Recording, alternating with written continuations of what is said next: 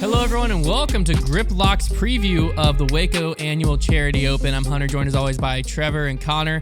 And this is the second Disc Golf Pro Tour event of the year. All goes down beginning tomorrow in Waco, Texas. You're not going to want to miss out. And this show is going to get you ready so that you know exactly what to be looking for, what to expect, and all the storylines going into the tournament. Waco, personally, one of my favorite tournaments of the year. Why? I don't know. I couldn't tell you. I feel like all of these like early tournaments and like Waco is always right at the beginning of the tour are just like always our favorites because, well, I think Waco is one of our favorites because it's chaotic and also because Vegas, we all have that like stigma with Vegas. We're like, oh, but it's kind of an open course. Like let's wait till we get to Waco to see where people really stand. Yeah, I feel like that is something that gets said every year. Let's wait till we get to Waco. Wait for Waco, and then it turns into let's wait for like the Midwest, and then it's like let's wait till the East Coast swing. It just continues happening the entire season. Yeah, no, honestly, it does. But one thing I didn't realize until I was like researching for this is that Waco might be either one of or tied with the current like longest standing Pro Tour events. Yeah. I think it started in 2017. I remember it being like right at the start. So I think the only other one other ones that would be up there is like Maple Hill, I think was there since the start. Memorial would have been if they wouldn't have taken it out. Yeah, Memorial got taken out. That was there from the beginning. Yeah, because it was always like that like awkward battle. That's I think also why Las Vegas still feels weird is there used to be that battle where Las Vegas kicked off the National Tour season and then Memorial kicked off the Pro Tour. And so you like didn't know which was like the true start of the season because Memorial felt like it, but Vegas was before. So Vegas still feels like a fraud start to the season to me in many ways. Fraud start. But it's not. There's no reason to feel that way anymore. It's just that back in the day, I was like, okay, really? We're going to put a big tournament before Memorial? How dare you? Well, I think too, like the second event, what makes it so great is the first event, so many narratives get formed for like the big narrative in the first event that people will talk about will be Gannon Burr. So like the second event is like the litmus test of like, are those narratives true at all? Yeah. Or is it just going to go up and down like it probably will? And also Paul being back for this event is another narrative that everybody talked about was like, come on now, let's get that color changed. They talk about getting the color change? It's crazy. Yeah, man. But like what would be happening right now if Paul is there? But like, it's going to be a lot of fun. Yeah, well, let's start it off with the course. The course, I went through the whole caddy book, and I also talked to some players on the course. Have they changed it? Doesn't seem to be. Okay. From last year. The caddy book didn't seem like there was any changes, and also Brody said he didn't think there was any changes. Okay. So it seems, for the past few years, really. But they changed the par. Like they changed the par, but that course has been the same. I don't know, 2 or 3 years ago. I would think it's really funny. We should almost start doing this with like with every course is just like each of us like what are the holes you remember from like because like every course. Do you want to play that?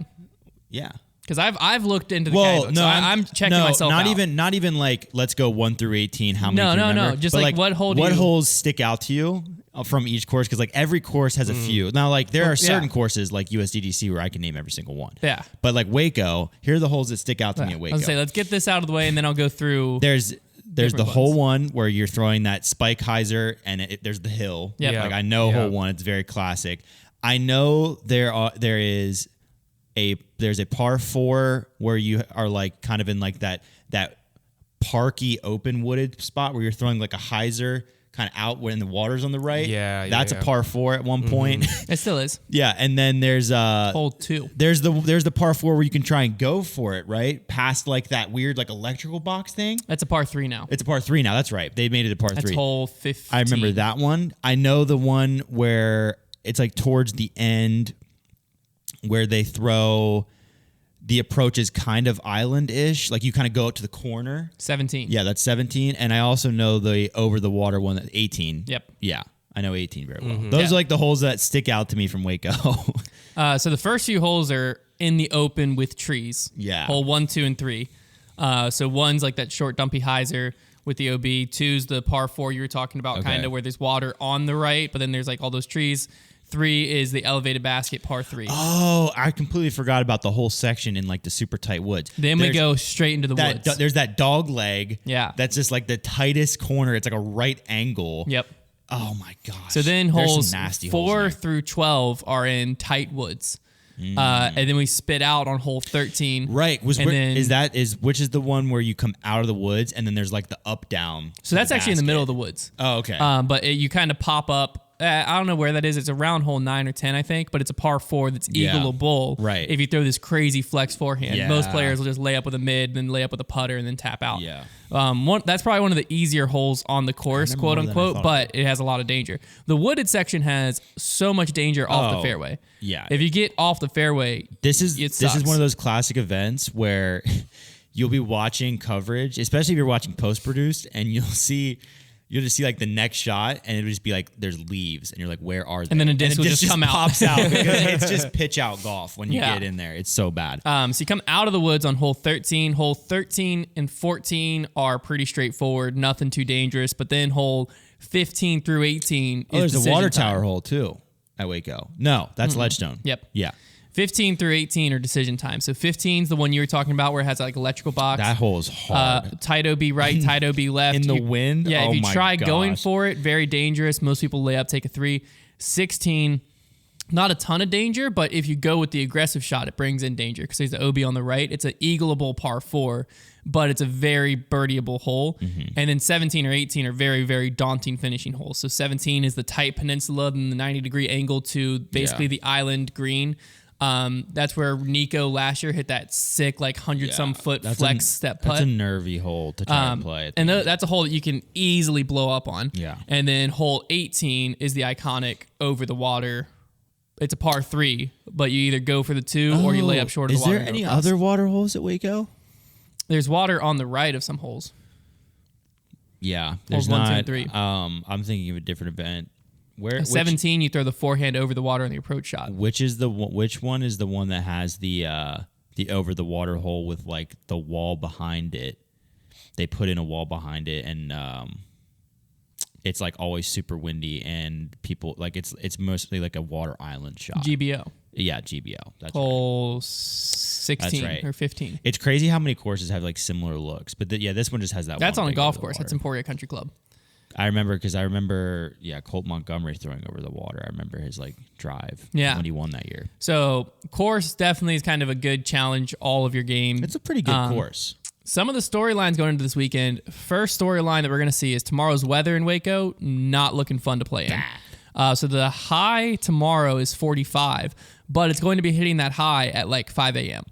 It's only going to get colder. So by the time the feature cards teeing off, practice in the cold, Brody. Yeah. by the time the feature cards are teeing off, it's gonna be about 38 degrees with 50% chance of rain and about 23 mile an hour Do you winds. think anybody That gets sounds double miserable. digits?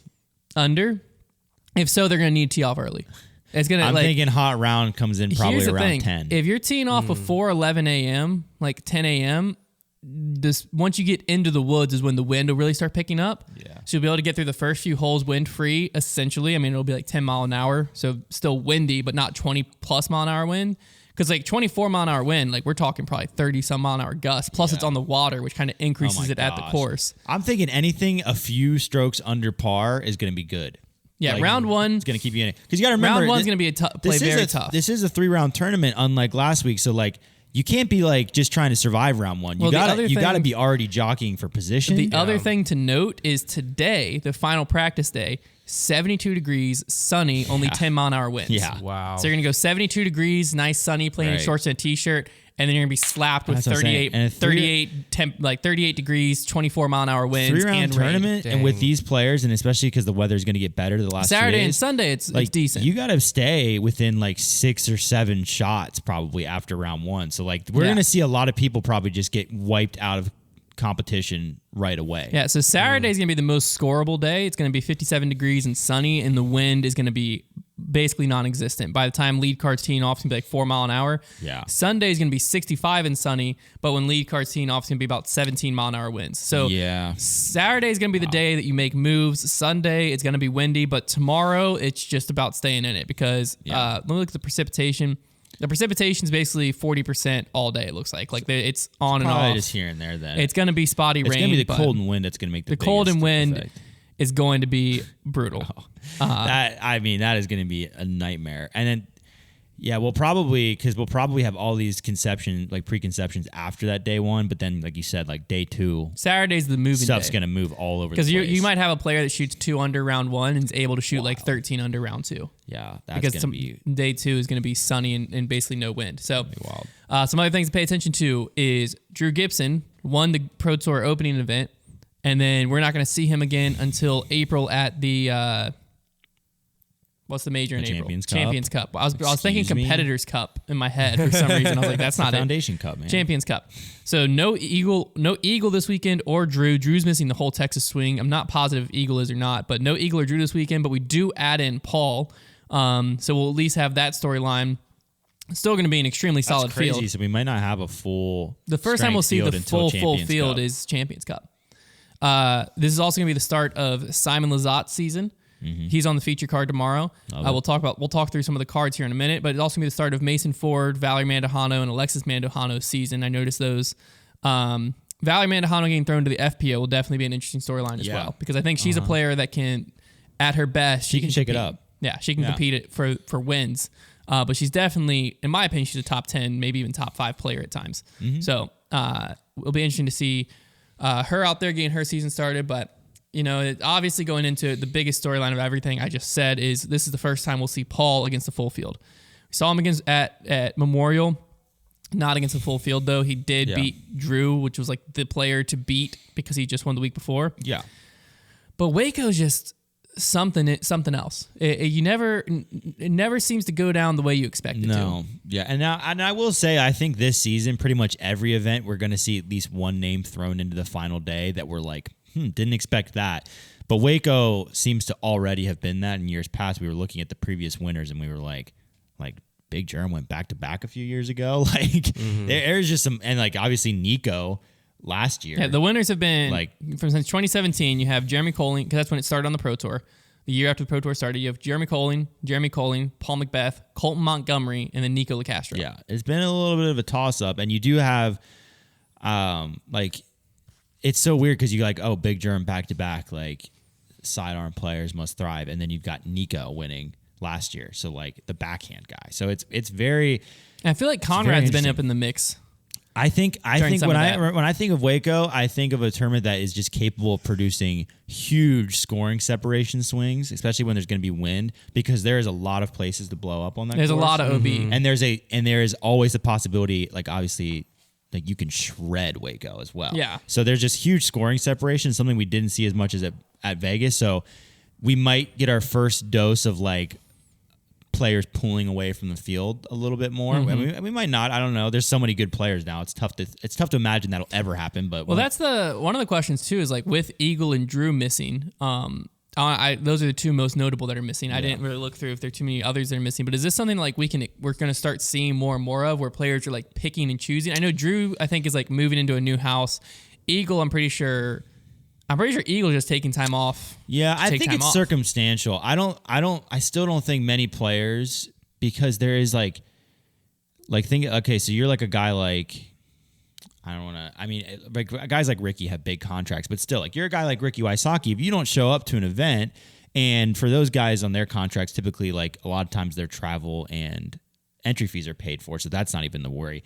Like it's to them, like there's a very high chance they're finishing in the top 5, making a few $1,000s. So like it's a couple $1,000s we're talking about just skipping out an event. So I think. You're more likely to see like some of those top players be like, okay, I can afford to take this week off because I need to do something or like reset. But I don't think the tour is big enough yet, long enough for there to be guys that are like literally picking their schedule out. One of the things to factor in though is only the top 8 finishes count towards your Pro Tour points. Yeah, so if it's something like, for instance, Eagle. Now I don't know if this is Eagle's reasoning, but if I'm Eagle, I know I don't play great at Waco. Yeah. It's not going to count towards my top 8, even if I show up. Yeah. And you have a guaranteed contract where you're like, I don't need that money right now to play. Why even risk? No, that makes sense. You don't want to shatter your confidence. Yeah. Why risk your confidence, your image, and stuff like that? No, I agree. Versus you just pick and choose your 8 you're going to be dominant at. And I think I think it's just going to get even more popular once there's even more events. Well, yeah. Because I do think eventually, I was looking at the PGA Tour, and that's kind of what happens. It's like there's some tour events that just the field sucks. other and there's other difference- ones where like the Players Championship is happening this weekend, right? And what you're saying is it's known for having like the strongest field. It has a very strong field. And the disc golf, purse. Yeah, is the purse too is like double. But in anything else disc this golf, year. like there's not really a pro tour event that's known for having like the strong field because they all have the strong field. And the other thing too is in on the PGA Tour, there's a lot more events that have qualification standards as well. For instance, like the guy who won the Arnold Palmer last weekend, like he got a spot in the British Open major just for winning that, but he didn't have it previously. So like there's a lot more of that at stake. But I do think you're right, and because like right now though in disc golf still 98% of the tour needs that week to week that make as much money as they need to give themselves a chance every week. But as the money increases and as like people get more comfortable, I mean, yeah, it'll eventually happen because you don't have to play. You don't have to play 30 events in a season. You don't have to. As the season goes on, I know. I don't know if I have Paul's schedule pulled up, but as the season goes on, I know there's going to reach a stretch where Paul's going to miss 2 or 3 pro tours in a row because he's choosing to go over to Europe. Right. For a stretch, assuming that all the travel and everything works out. Right. He's choosing to go over to Europe for a stretch, but like that's what as I was just like looking through the schedule, I was like, there's definitely players where they're picking and choosing spots that they're like, it's, you know what? Instead of playing a pro tour event, it makes more sense for me to go build my brand in Europe. Now, instead of playing a pro tour event, it makes more sense for me to do this. And it does. It's like a double-edged sword because on one thing, as a fan, you're like, it's kind of a bummer. I like having the strongest field every week. However, what it does do on the other side is now when the majors do happen, you appreciate it times a million because you know that everybody's at the major. Yeah. So you get that. It makes the majors even more special. So it does have that effect. Yeah. Definitely something to like keep an eye on as the sport continues to grow and move forward. This was just the first week.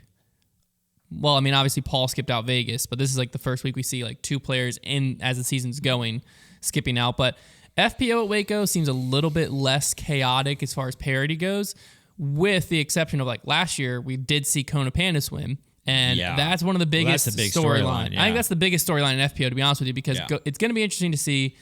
Kona at Vegas was under the pressure of starting the season off with actually tied for the biggest public FPO contract in the world. Yeah. So one of the biggest FPO contracts, period, probably only eclipsed by Paige Pierce, if I had to guess. Tied with Kristen Sitar. And so she came into that, and it did not go the way she expected it or would want it. It didn't go the way anyone would want it to go. A lot of pressure. I think it'll be interesting because but now you have you have the additional pressure if you won this tournament. I was gonna say there's 2 sides to look at it because you could after it went down, I was like, okay, it's probably good for her to get that off her back because I bet she probably got a lot of good feedback from Dynamic. I'm sure they have her back, so they, she probably was like, okay, it can't get much worse than that. Whatever, it's out of the way. However, now it's like you go into a tournament that you're like, well, now there's going to be even more expectations. Yeah, I literally won this because event. I won it by like a lot last year. So I don't know if that's going to help her case. I hope for her that she's able to have a strong tournament because you don't want to see somebody get crushed by the pressure like that. Like that's a bummer. So I hope I don't know. I doubt she's going to win again because that's just hard to do, to win back to back. But I would love to see her, have a strong finish. Yeah. And the thing is, too, there's no cut this week. So she doesn't have that hanging over her head. Like, I could literally get cut again. So that'll help a ton, I'm sure. She won by 8 strokes last year. Now, one thing that FPO also will have going for them tomorrow weather-wise is they will be actually teeing off in the hottest part of the day. Yeah. in the morning. That is so funny. The weather be doing that this year, man. We've gotten finessed by that a couple times. I just choked on. Yeah, what was that? I don't even know. Okay. It hurt. I mean, I might have swallowed a tonsil. Who knows what just happened? But I'm not sure you can do that. No, really? Tell it to my throat. Oh. But no, so FPO is definitely another thing too, though, is this is the only pro tour that Evelina's ever won. How much that plays in, I don't know, because she's not looking great so far this year. The FPO field already has a tendency to have crazy pendulum swinging with the scores just all over the place. So, I mean, if you thought it was crazy at Waco or at Vegas because it wasn't even that crazy with the swings, like this will be. Yeah. We will probably see the leader change on FPO like every round. Probably, unless Paige or Kat comes out and just bullies everyone. I just don't see that. The thing with Waco though, and this is in FPO and MPO, is like in Vegas, if you're off your line by a foot or two, very rarely is it really costing you. Right. Because it's wide open. It's going to cost you a 50-foot putt instead of a 20-foot putt, basically. If you're off your line by a foot or two in Waco, in that middle stretch, 5 feet off the fairway. Screwed. Yeah, you're screwed. If your timing's just a little bit off, it's going to be a long day in the woods. And that's the thing about when you get into courses like that, where literally the difference between who's going to be winning and who's not. At Vegas, a lot of it comes down to who's putting. Yeah. But at a course like this, it's literally whoever's timing is the best that weekend is going to win, because whoever is getting down into play, getting off the tee, because I mean, it's almost a guarantee that strokes gained tee to green will be what decides. Well, let's actually get into our keys to victory. Yeah. So we'll get with Mpo first, because Mpo is exactly what you're thinking. FPO, though, has something interesting I noticed, but let's get Mpo. Okay. Mpo keys to victory. First off, get off the tee. Gain tee to green is the big stat here. Players who are able to get off the tee clean and get within circle 2 consistently, they give themselves a great chance at the event. Secondary one goes without saying, scramble if you don't hit point 1. The woods of the beast are very tough. Being able to get up and down is crucial for players looking to stay in the mix. So those two were pretty, like if you sorted by gain tee to green and scramble rate last year, there's very few outliers that were outside of the top 20, but at the top of those positions. If you're able to do those two things, you're going to do well. This is the type of course like Vegas, you're expected to get close for birdie. At Waco, you're just trying to give yourself looks. Yeah. On a lot of those holes, it's like, let me just give myself looks at birdie. So it's a big difference. Now on the FPO side, one of the biggest one is scramble. Anytime they're off the fairway, you have to find a way to minimize damage. Scramble percentage last year was the biggest key stat, and I don't expect that to change. But it was essentially like if you started by scrambling, you're basically just looking at the top 10 same way. Like whoever scrambled the best was able. This is the interesting one though. Putting, time to putt, gained putting was almost directly correlated to the top of the leaderboard last year. I think what it comes down to is at Waco, strokes are so hard to come by that you just can't be giving them up. Yeah. So putting on the green, like if you're able to putt well, then that's saving you a stroke here and there, and that's going to be crucial. Because if you look at the scores, let me get back to 2021 Waco. If you look at the scores for FPO last year, and this year's probably going to be a little worse because of the wind, you had Konner at 16 under was the outlier, across 3 rounds. But then you had Owen Scoggins was in second at only 4 under par. Sarah Hokum 3, Lisa Fakis 2, Paige Pierce 1, and then you're over par outside the top 5. Crazy. So that's what it's like. Essentially, getting off the tee clean in MPO is crucial because you got to be shooting like close to double digits. Nico won averaging like almost 9 under par last year.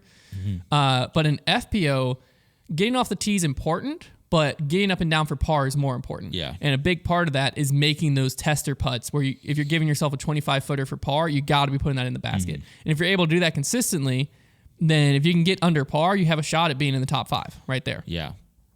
So those are those keys to victory as we head into the weekend. Definitely going to be a fun weekend. We're going to go into our predictions. Just a reminder, we're keeping points for our predictions throughout the entire year, kind of Wordle style. So if you get someone in your top, we're going to go top 3 MPO, top 3 FPO in a dark horse pick. If you get someone in your top 3, but in the wrong spot, you get 1 point. If you get someone in the top 3 and in the correct spot, you get 3 points. And then if you win the dark horse pick, you get 2 points, correct? Yes. Yes. So coming into this week, we have myself at 6 points total. We have Konner also at 6 points total, and Trevor is at 3 points total. Yes. Going into the week. So let's start it off. MPO predictions. Konner, why don't you kick us off?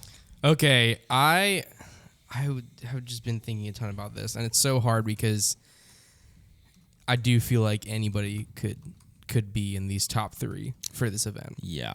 And oh man, and I wrote this down before the podcast, and literally the whole time during the podcast, I've been like, do I want to switch something around? I know for number 1, I'm gonna stick with a fairly safe bet at Paul Macbeth. Okay. Because I think he'll probably be in that top 3, so either way, that's a point. And then, okay, I'm making my decision right now. I'm going Paul Macbeth, James Conrad. Ooh. Love it. Conrad does have an early tee time on day 1. That could be helpful. And then wild card Gannon Burr. Nice. Ryan I almost snuck him Burr. in. All right, let's go over. I guess I'll do mine next because I'm Who's the other guy that we just saw that had an early tee time? tide leader, Adam Hammes. We'll go through the tee times here in a second. All right, so MPO. Here we go. I'm taking. I'm gonna go third to first.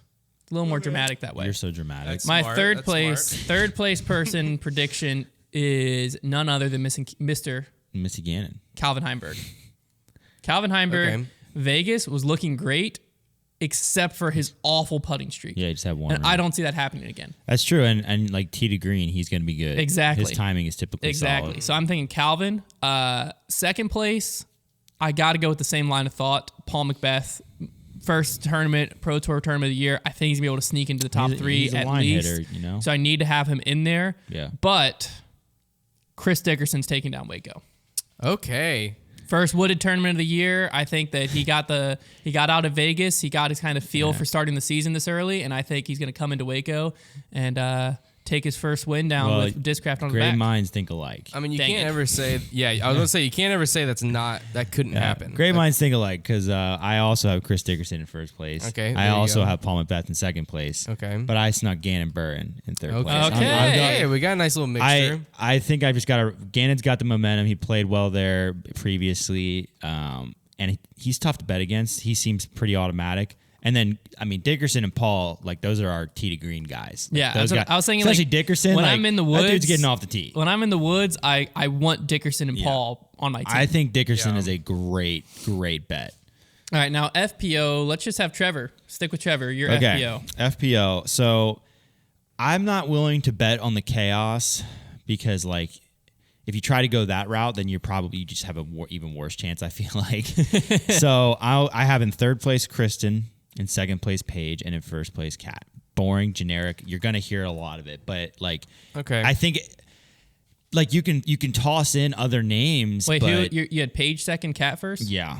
I've just got to go with the momentum that Kat has, and also she throws very accurately. She threw very accurately, kept the disc in bounds at Vegas, and that's going to be key. Paige is the scary one because I picked Paige because I think she's probably the most talented player out there on any given day, but she has blow up potential at a course like Waco, so that's a scary one.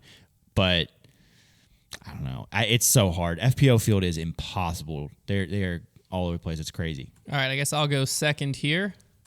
Just getting my format ready. All right, here we go. Or I'll go third. Third place first. Third place first. You did it too, man. Third place first. I've got a former champion, Evelina Salonen. I'm betting on the flip. She's going tough performance at Memorial. I'm aware, but I think she's getting in her rhythm. I think Waco's the tournament she's back. Footage of that putt, too. No, you can't look at that footage, man. I don't Memory think of a goldfish. What putt? What footage? This is her first tournament of the year. Evelyn Assalin is going to come out and shock the world. But in third place because I'm not confident enough to put her in the first. You have her in third place. I have her in Yeah, third. wait. Second place, Miss Paige Pierce. Miss Okay. Paige. Paige Pierce is going to be second place there. I feel less And the confident. winner. Do you feel less confident about the Paige pick since I said it? Because I do. No. Okay.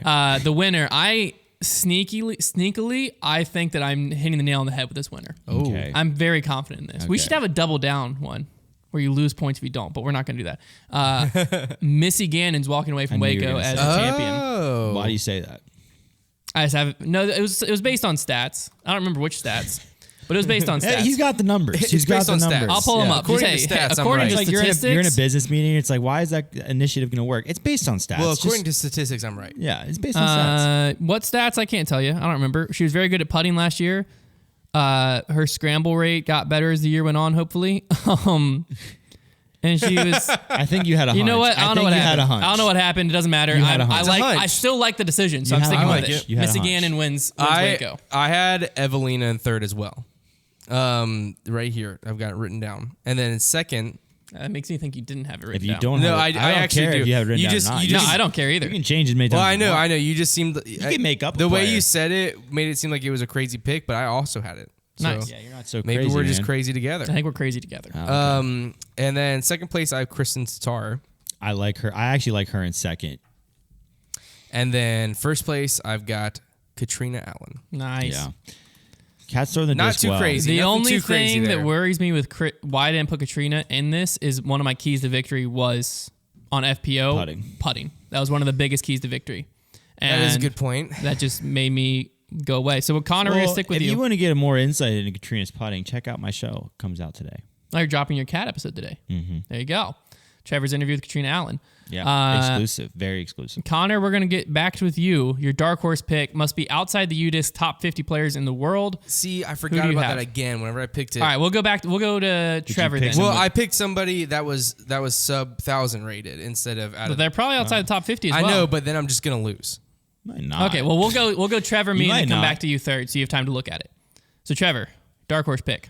My dark horse pick is Chandler Frye. Chandler, the Chanimal. The Chanimal, because Chandler impressed me week 1 at Vegas, played pretty well, and he also finished 18th last year at Waco. And I think he's a pretty. I've watched Chandler play. I saw him play at USDGC, and he's like a pretty consistent player. Like he's not going to do anything crazy necessarily, but he's going to get the job done. I think he's a good dark horse pick, ranked 58th currently in the world. Nice. I'm actually going with the person directly above him, ranking in the world wise. I'm trying to figure out what year it was. Silver? No. Trying to figure out what year it was that made me pick him, but I still like my pick even if I can't find this. Okay. There's one of these. Yeah, here it is, 2019. Okay, my dark horse pick, 57th ranked player in the world. Really good history at Waco because they've been in the top 30 pretty much every time they've played it, and they have a third place finish in there from a few years ago. Also started off well at Las Vegas Challenge. Alex Russell. And on top of all of that, early tee time tomorrow. When's Chanimal's tea time? I don't know. You dirty dog. I'll look at it for you. You find it right now, this instant. I demand it. I'll look at it for you. So Alex Russell, a little sneaky name. Chandler Frye tees off at 11:55. That's not atrocious, but not great. Alex Russell tees off at 10:20. Okay. I mean, that shouldn't be too crazy of a difference. So Good pick. Sneaky. yeah, Dark and horse. he went. So 2019, he finished in third at Waco. I remember. 2020, he finished in 29th at Waco, and 2021, he finished in 29th at Waco. So he had a worse finish than Chanimal last year. he did, but I think Chandler's less consistent than you think. I don't think so. Well, hey, It's all we'll my see own this eyes, weekend. dude. He's gonna throw that force all over the place. We'll see this weekend. All right. He's gonna be. Oh wait, and doesn't he have that surge now? Yeah, Forget about it. that headwind's gonna throw his surge into the Brazos East River. All right. I think I have my person, but I need to see if they're in the top 50. That thing's going into the Euphrates. Euphrates, that's funny. The surge is. That thing's gonna be stable, tossed man. all the way into the Tigris. That's a good one, man. Okay, here we go. Let's just keep naming Here we rivers. go. Not in the top 50. The Amazonian. Amazonian. Not river, in the dude. top 50. And dang it, he's The in the James, top, he's in the dude, top that thing's 50. gonna He thing's is in gonna the top fly all the way 50. to James River. Are you struggling over there? I am so struggling. Why don't you start Just with go the to the UDisc top rank? 50. Yeah. But because then they're never playing.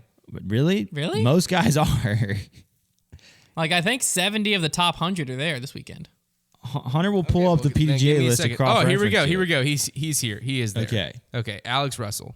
I literally just picked him. Oh, you did. Sorry, Yes. I wasn't listening because I was too busy freaking out. Hey, That's he's my gonna- favorite. That Hey, happens to you why all don't you the pick? Why don't you pick the 58th player in the world? Yeah, who's like next? Who's the like next one on the down? list? No, I know that's Chandler Frye.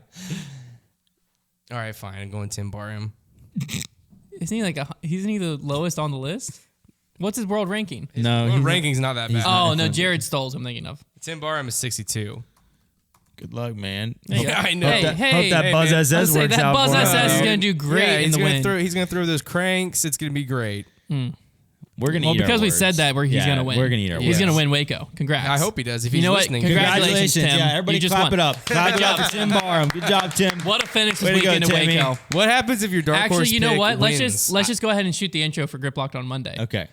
Hello, everyone, and welcome to Grip Locked, Foundation Disc Golf's weekly Congratulations. podcast. Congratulations to Tim Barham. we just for got bought out by Tim Barham. your top 3 finish at Waco. Unbelievable I performance think if out you're, there. I actually was thinking about that too because my dark horse pick last week was like charging the leaderboard. I think if your dark horse pick wins, you get 5 points. No, 10 points. 10 points. You get 10 points. I can agree with that. Because Yeah, like I mean, that's I it's even feel like probably that's a it's little. very it's probably never gonna happen. 10 But points. It's not Well, impossible. because you don't though. want it to make it like where you can never make a comeback. Yeah. Like you have to have a dark horse pick win to win. Yeah, I was just thinking, just separately, you get a reward, like a separate reward. You're always in it for the rewards, Yeah, man. why? It's always about rewards for you, dude. Hey, some things are just for fun. You just all made me right. feel so uncomfortable just then. We'll get you. You can have the RCA TV. Yeah, you know what? That We'll let monitor, you it's take all it yours. home. if Tim Barham wins, you get to take that bad boy home. I just thought like that would be such a crazy thing to happen. That's would what be. was I mean, saying. Colton would be. last week only lost he was only off the pace by a few strokes towards the end. That's really who someone should have picked. It got Colton Montgomery. it got he literally dicey. won. 2 He got years into. ago. He's 47th now. Oh, He jumped up. That yeah. sucks. That sucks for y'all. Because we would have done it. Somebody would have done it. Someone would have done it. Wait, no. you talking about Colton Montgomery? Yes, Yeah. Imani, Hot Cocoa. He's in the Heard top of him? 50. He is now. He is now. He Okay. wasn't. I was wasn't. about to say because I almost picked He him, was but 56th, I think, Yeah. last week. All right, so let's look at some tee times here to wrap the show up. The feature card on the live coverage, teeing off at 2:50 p.m. I believe it's Central Time. This card is incredible.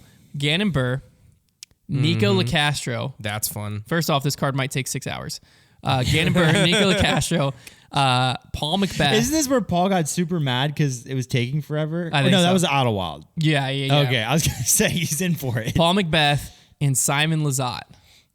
What a card. That's That going to is be a fun. card. That's a fun card. Top tier entertainment right there. Top tier The entertainment. second card at 2:34, Lori Lettinen, Chris Dickerson, Kevin Jones, Kale LaVisca.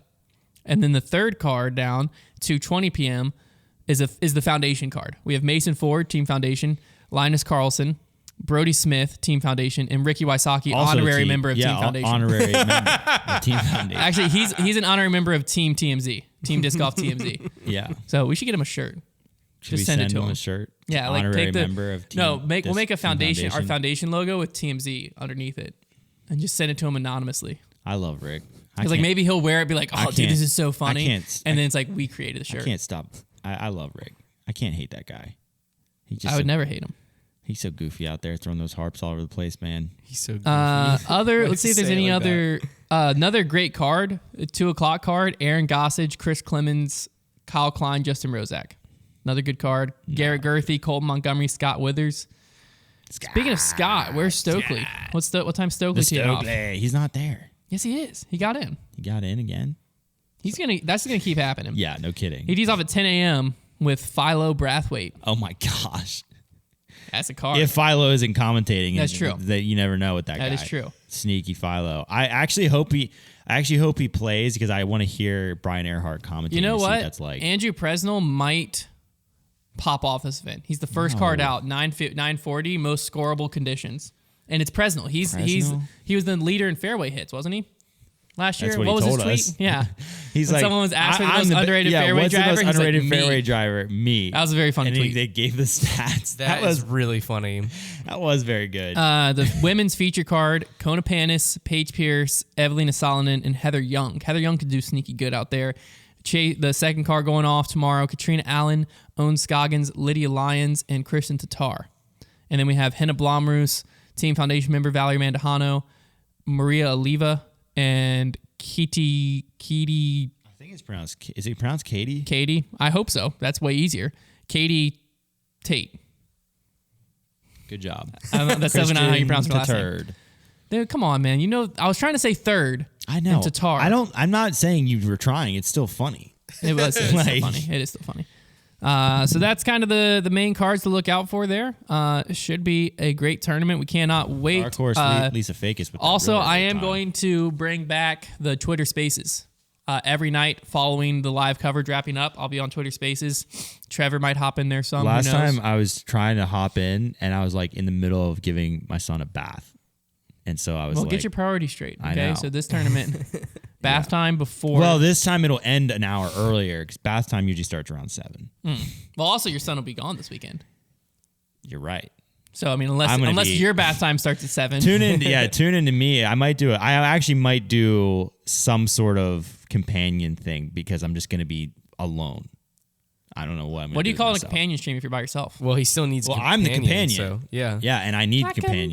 companion, baby. If anyone wants to come over and watch, just gonna be hanging out. Yeah, what's your address? Yeah, I'll put it on. I'll just put it on the screen. Connor, just put it on the screen. Just tweet his address. Just tweet your address out. And, y'all I'm can gonna just tweet show your up. address. Please don't. Okay. I already flashed my phone number accidentally on the last Instagram Live. Yeah. And then I got a text. And then Konner got a text. I still don't know who that person was. If you really want to know Hunter or I's phone number, just go to Play It Again. No, they block out phone numbers. They do now? Because they didn't always. I don't know. So Don't tell them that. My phone number's changed. I don't write my number on the disc. That's why I said that to people. I change my phone number every year. So best of luck finding it. It's 434-867-5309. I actually know Hunter's number. It's actually 867-5309. That's what I was saying, but you have to have the area code. I actually know Hunter's. Oh, is that what you did? Yeah, number I did. by I just heart. said it like an actual phone number. I don't know any of y'all's phone numbers. I know Hunter's by heart. I know my old home phone number. It's still I my don't know. Kroger Rewards. I only said that because I think I asked you for it like 2 days ago, and I think I still remember it. All right, well, there you have it. The Waco coverage fun. begins tomorrow. You can tune in live on the Disc Golf Network if you want to, or post-production. No, you have to. Post-production. Let's just say it.